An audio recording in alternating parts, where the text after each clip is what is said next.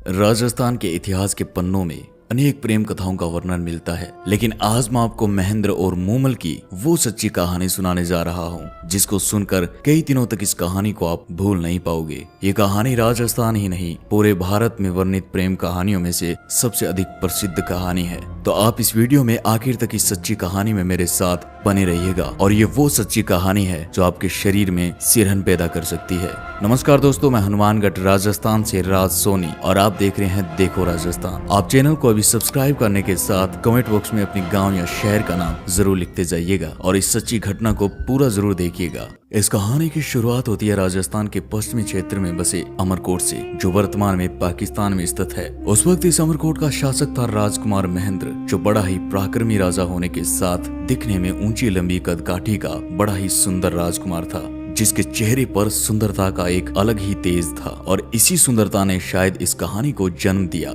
जो इतनी दुखदायक थी कि इसके बारे में लिखते वक्त शायद इतिहासकारों के भी हाथ कांप उठे होंगे। दरअसल दोस्तों, एक दिन महेंद्र अपने बहनोई हमीर जडेजा, जो गुजरात का शासक था, उसके साथ शिकार पर जाता है। लेकिन आज महेंद्र ने ठान रखा था कि वो आज खरगोश का शिकार करेंगे। तो इस खरगोश की तलाश में महेंद्र और उसका बहनोई हमीर जडेजा निकल पड़ते हैं। वो अपने क्षेत्र में खरगोश की तलाश करते हैं, लेकिन उन्हें खरगोश कहीं पर भी नहीं मिलता है। लेकिन महेंद्र ने ठान रखा था, तो एक बार फिर वो खरगोश की तलाश में जुट जाते हैं, लेकिन खरगोश अब भी नहीं मिलता है। इसलिए वो खरगोश की तलाश करते करते अपने क्षेत्र से बहुत दूर निकल जाते हैं और राजस्थान के जैसलमेर तक पहुंच जाते हैं। तभी अचानक महेंद्र के बहनोई हमीर की नजर पड़ती है एक खरगोश पर, और महेंद्र जैसे ही उस खरगोश का शिकार करने वाला था कि अचानक ही खरगोश वहां से भाग पड़ता है और महेंद्र और हमीर खरगोश का पीछा करते अब पहुंच जाते हैं राजस्थान के जैसलमेर के लोदरवा के पास काक नदी पर, जहाँ वह खरगोश काक नदी में कूद जाता है और शिकार उन दोनों के हाथ से निकल जाता है। और अब महेंद्र और हमीर थक हार कर उस नदी के किनारे एक पेड़ के नीचे बैठ जाते हैं और अब अंधेरा भी होने लगा था। तो अब हमीर महेंद्र से कहता है वो अपने क्षेत्र से बहुत दूर निकल आए हैं, तो अब उन्हें यहीं पर अपने खान पान की व्यवस्था करनी पड़ेगी। तभी महेंद्र और हमीर अपने आसपास कोई ठहरने की जगह ढूंढने लगते हैं कि अचानक इस नदी की दूसरी ओर दूर उन्हें एक खूबसूरत महल दिखाई देता है। और अब वो दोनों नदी पार कर उस महल तक पहुंच जाते हैं, जहां उन्हें पता चलता है कि ये महल और किसी का नहीं बल्कि लोदरवा की राजकुमारी मूमल का है, जिसकी खूबसूरती के चर्चे दूर दूर तक के क्षेत्र में फैले थे। वो इस महल के पास पहुंचते हैं तो देखते हैं कि महल गुलाब के फूलों से सजा पड़ा था। भव्य इमारत, चारों तरफ पहरेदार, आसपास सेवक सेविकाएं खड़ी है और इस महल के चारों तरफ रौनक छाई हुई है। इसके बाद महेंद्र महल के सेवकों को अपना परिचय देता है और बताता है कि वो अमरकोट का राजकुमार महेंद्र है और ये गुजरात के शासक हमीर जडेजा है। हम शिकार के लिए आए थे लेकिन रास्ता भटक गए हैं और अब हम आपके यहाँ रुककर खान पान और विश्राम करना चाहते हैं। अब इसके बाद द्वारपाल उन्हें महल के अंदर ले जाते हैं और उनका खूब सत्कार किया जाता है। उनकी विश्राम की और खान पान की व्यवस्था की जाती है। अब महेंद्र और हमीर भोजन करने के पश्चात वहाँ से अमरकोट रवाना होने की तैयारी करते हैं। लेकिन जैसे ही वो जाने लगते हैं तो एक सेवक राजकुमारी का संदेश लेकर उनके पास पहुंचता है और कहता है कि राजकुमारी मूमल आपसे मिलना चाहती है, लेकिन एक साथ नहीं, अलग अलग। तो अब राजकुमार महेंद्र अपने बहनोई हमीर से कहता है कि आप बड़े हो तो राजकुमारी से मिलने पहले आप जाइए। अब हमीर राजकुमार से मिलने के लिए उस कक्ष की ओर जाने लगता है जिस कक्ष में मूमल रहती है। लेकिन हमीर उस कक्ष में जाने वाले गलियारे में प्रवेश करता है तो हमीर को कक्ष का रास्ता बड़ा ही विचित्र लगता है। अब हमीर जैसे ही कक्ष की ओर थोड़ा आगे बढ़ता है तो वह देखता है कि सामने उस रास्ते पर बाघ, शेर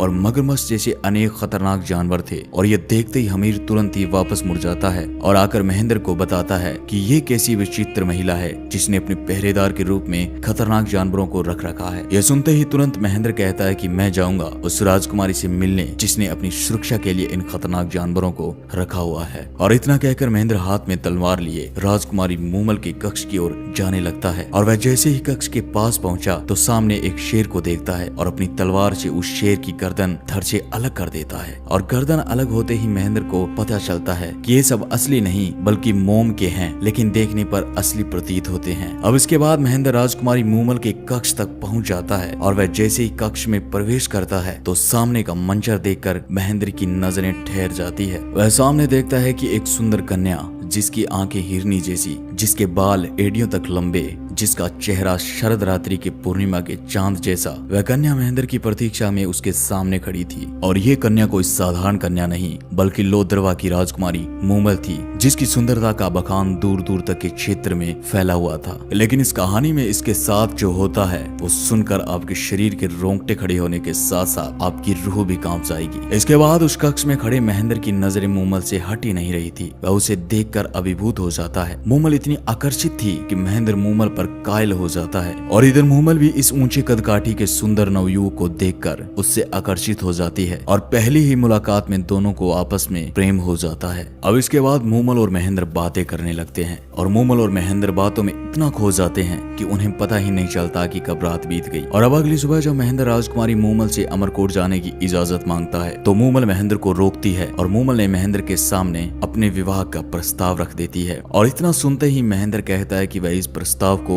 स्वीकार नहीं कर सकता है, क्योंकि महेंद्र के पहले से 6 रानियां हैं, लेकिन अब भी दोनों एक दूसरे से बिछड़ना नहीं चाहते थे। तो मूमल ने महेंद्र से कहा कि आप एक शर्त पर यहाँ से जा सकते हो, और मूमल ने शर्त रखी कि आपको हर रोज मुझसे मिलने आना होगा। तो महेंद्र ने राजकुमारी मूमल की ये शर्त स्वीकार कर ली, और इस शर्त को स्वीकार करके हमीर जडेजा के साथ अमरकोट के लिए रवाना हो जाता है। लेकिन अमरकोट आने के पश्चात महेंद्र को हर जगह राजकुमारी मूमल ही दिखाई दे रही थी, लेकिन उसे अंदर ही अंदर एक चिंता भी सता रही थी कि आखिर कैसे वह हर रोज इतने कम समय में अमरकोट से लोदरवा की 100 मील की दूरी तय करेगा। लेकिन उसने राजकुमारी मूमल को वचन दे दिया था, तो वह उस वचन को भी नहीं तोड़ सकता था। और इसी चिंता के साथ वह पहुंच जाता है एक ऊंट पालक के पास, और उससे कहता है कि क्या कोई ऐसा ऊंट है जो शाम ढलने के बाद उसे जैसलमेर लोदरवा पहुंचा दे और सुबह होने से पहले वापस अमरकोट छोड़ दे। इस बात पर ऊंट पालक राजकुमार महेंद्र को अपना सबसे तेज चलने वाला चीतल नामक ऊंट दे देता है। और अब इस तेज रफ्तार ऊंट चीतल पर सवार होकर रोज रात महेंद्र मूमल के पास मिलने जाता, और सुबह होते ही वापस अमरकोट पहुंच जाता। और लगभग 8 महीने तक ऐसा ही सिलसिला चलता रहा। रोज रात महेंद्र मूमल के पास जाता और सुबह होने से पहले ही अमरकोट पहुंच जाता, और अपने कक्ष में बिना किसी को बताए जाकर सो जाता। अब दोस्तों धीरे धीरे महेंद्र की सभी रानियों को शक होने लगता है। तो एक दिन सभी रानियां मिलकर सबसे छोटी रानी के पास जाती है, और महेंद्र के हर रात गायब होने का कारण पूछती है, क्योंकि महेंद्र पिछले 8 महीने से अपनी रानियों को समय नहीं दे पा रहा था, और इसी बात ने उन रानियों को शक पैदा कर दिया था। अब वो सभी रानियां जैसे ही छोटी रानी के पास पहुंचती है तो छोटी रानी कहती है कि उसे नहीं पता कि आखिर महेंद्र रात को जाता कहाँ है। वह हर रात गायब रहकर सुबह आकर अपने कक्ष में सो जाता है। तो अब इसी चिंता के साथ महेंद्र की सभी रानियां मिलकर अपनी सास के पास जाती है और उन्हें सारी घटना से अवगत करवाती है। तो महेंद्र की माँ छोटी रानी से पूछती है कि महेंद्र जब घर आता है तो कैसी हालत में होता है। तो छोटी रानी बताती है कि महेंद्र पूरी तरह भीगा होता है और सुबह जल्दी आकर कक्ष में सो जाता है। और इसी बात पर महेंद्र की माँ छोटी रानी को कहती है कि अब जब महेंद्र भीगा हुआ आए तो एक बार उसके बालों पर चिपका पानी मुझे लाकर दिखाई। और छोटी रानी वैसा ही करती है। वह महेंद्र के बालों से टपका पानी एक बर्तन में इकट्ठा कर अपनी सास को दिखाती है, और महेंद्र की माँ जैसे उस पानी को चखती है तो उसे पता चलता है कि ये पानी तो काक नदी का है। बस महेंद्र की माँ को सब समझ में आ जाता है कि उसका बेटा रोज रात उस क्षेत्र की सबसे खूबसूरत राजकुमारी मूमल के पास जाता है, जिसका महल काक नदी के किनारे है। और अब ये बात जब महेंद्र की रानियों को पता चलती है तो वो महेंद्र को मूमल से मिलने से रोकने के लिए एक तरकीब लड़ाती है, और वो उस ऊंट जिस पर अब तक राजकुमार महेंद्र जाता था उस ऊंट को जहर दे देती है, ताकि महेंद्र लोदरवा मूमल के पास न जा सके। अब अगले दिन जब महेंद्र चीतल के पास जाता है तो वह देखता है कि उसका ऊंट चीतल मरा पड़ा है, और ये देखकर महेंद्र चिंतित हो उठता है और वह सोच में पड़ जाता है कि अब वह मूमल के पास हर रोज कैसे जाएगा। और इसी चिंता के साथ एक बार फिर वह उसी ऊंट पालक के पास जाता है, और वह ऊंट पालक के पास जाकर चीतल जैसे ही ऊंट की मांग करता है जो उसे चीतल की भांति लोदरवा पहुंचा दे और उसी रात वापस उसे अमरकोट छोड़ दे। और ये सुनकर ऊंट पालक महेंद्र से चीतल जैसा ही ऊंट तो नहीं पर उसकी जैसी रफ्तार वाली ऊंटनी के बारे में बताता है, जो उसे उसी रफ्तार के साथ लोदरवा जैसलमेर पहुंचाकर एक ही रात में वापस अमरकोट ले आएगी। लेकिन ऊंट पालक ने महेंद्र से कहा कि आप इसे ले जाइएगा, लेकिन एक बात का ध्यान रखिएगा कि अगर गलती से भी इस पर वार कर दिया तो ये आपको रेगिस्तान में भटका सकती है। तो महेंद्र शर्त मानकर उस ऊंटनी को ले जाता है और उसी रात उस ऊंटनी पर सवार होकर अमरकोट से लोदरवा के लिए निकल पड़ता है। लेकिन दोस्तों रास्ते में महेंद्र मूमल से मिलने की जल्दबाजी में गलती से उस ऊंटनी पर चाबुक से वार कर देता है, और वार करते ही ऊंटनी उसे रास्ते से भटका देती है। लेकिन इधर लोदरवा के महल में मूमल अपनी सखियों के साथ बैठी महेंद्र का इंतजार कर रही थी। तो मूमल की बहन सुमल अपनी बहन का मन बहलाने के लिए पुरुष का रूप धारण कर लेती है और दोनों बहनें खेलते खेलते एक साथ ही सो जाती है। लेकिन दोस्तों सुमल ने अपनी बहन के साथ सोते वक्त पुरुष की वेशभूषा नहीं उतारी और वह इसी भेष में अपनी बहन मूमल के साथ सो जाती है। और अब इधर महेंद्र जैसे तैसे उस ऊंटनी को काबू करके राजकुमारी मूमल के महल के बाहर पहुंचता है। लेकिन महेंद्र को देर हो जाती है। वह सुबह के लगभग 4 से 5 बजे लोदरवा पहुंचता है और सीधे मूमल के कक्ष की ओर जाता है। और वह जैसे ही मूमल के कक्ष में प्रवेश करता है तो उसके पैरों के नीचे से जमीन खिसक जाती है। वह सामने का मंजर देखकर हक्का बक्का रह जाता है। वह देखता है कि राजकुमारी मूमल किसी पुरुष के साथ सो रही थी और ये दृश्य देखकर महेंद्र के हाथ में पकड़ा चाबुक वहीं दरवाजे पर गिर जाता है। लेकिन दोस्तों मूमल के साथ कोई पुरुष नहीं बल्कि पुरुष का भेष धारण किए उसकी बहन सुमल सो रही थी। लेकिन महेंद्र को कहाँ पता था कि यह तो उसकी बहन सुमल है। महेंद्र तो कक्ष के दरवाजे के पास खड़ा ये दृश्य देखकर बहुत दुखी होता है और अब वह पूरी तरह से टूट गया था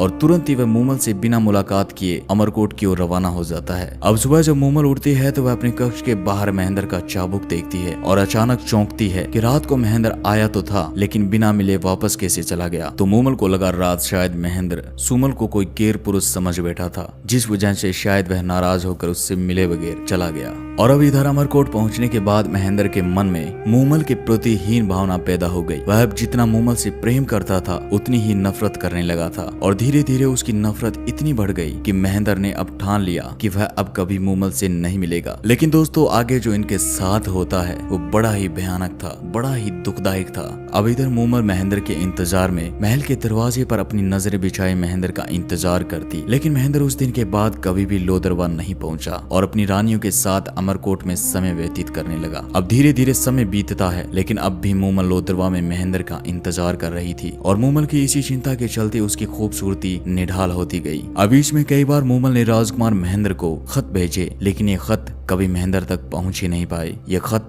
महेंद्र की रानियों तक ही सीमित हो गए। अब काफी समय बीतने के पश्चात राजकुमारी मूमल के सब्र की सीमा टूट जाती है और इसी के चलते राजकुमारी मूमल अपने कुछ सेवकों के साथ लोदरवा से अमरकोट की ओर प्रस्थान करती है महेंद्र से मिलने के लिए। और अब मूमल अमरकोट महेंद्र के महल के बाहर पहुंच जाती है और अपना पैगाम महेंद्र तक पहुंचाती है कि लोदरवा की राजकुमारी मूमल उनसे मिलने खुद आई है। महेंद्र तक ये पैगाम पहुंचता है लेकिन महेंद्र को अब भी मूमल से नाराजगी थी जिसके चलते महेंद्र पैगाम भिजवाता है कि महेंद्र का स्वास्थ्य खराब होने के कारण वह राजकुमारी मूमल से नहीं मिल सकता है। लेकिन मूमल को हर हाल में महेंद्र से मिलना था जिस कारण वह रात्रिकालीन विश्राम वहीं अमरकोट में करती है। और अगली सुबह मूमल फिर पैगाम भिजवाती है कि महेंद्र का स्वास्थ्य अब कैसा है, क्या वह अब मुझसे मिल सकते हैं। लेकिन एक बार फिर महेंद्र की तरफ से मना कर दिया जाता है। लेकिन मूमल कहाँ मानने वाली थी।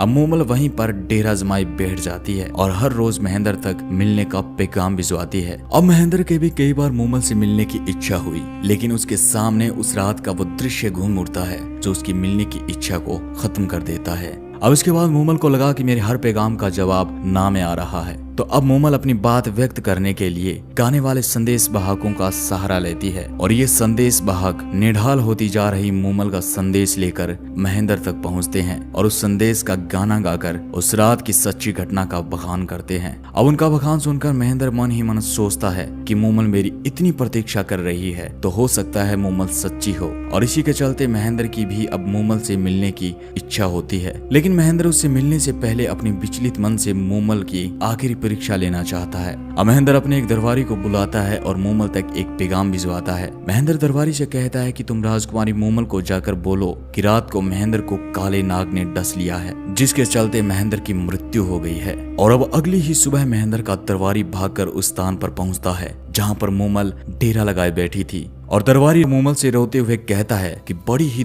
दुख भरी खबर है कि कल रात राजकुमार महेंद्र को काले नाग ने डस लिया है जिस कारण राजकुमार महेंद्र की मृत्यु हो गई। और जैसे ही ये शब्द राजकुमारी मूमल के कानों में पड़ते हैं वैसे ही लोदरवा की राजकुमारी मूमल जो अपनी खूबसूरती और हंसमुख स्वभाव के कारण पूरे क्षेत्र में प्रसिद्ध थी वह ये बात सुनते ही जमीन पर गिर जाती है। और राजकुमारी मूमल को ये खबर सुनकर इतना बड़ा धक्का लगता है कि राजकुमारी मूमल वहीं पर अपने प्राण त्याग देती है। और दोस्तों ये बड़ा ही दुखदायक था और वहाँ आसपास खड़े लोगों के आंखों में आंसू आ जाते हैं और इसके बाद जब महेंद्र तक ये खबर पहुंचती है कि राजकुमारी मूमल जो आपसे इतना प्रेम करती थी, उसको जब आपकी मौत की खबर लगी तो वहीं पर उसने अपने प्राण त्याग दिए। तो दोस्तों ये खबर सुनकर राजकुमार महेंद्र को भी सदमा लगता है कि उसकी एक परीक्षा के चलते उसको अपने प्राणों से भी ज्यादा चाहने वाली राजकुमारी मूमल ने अपने प्राण त्याग दिए।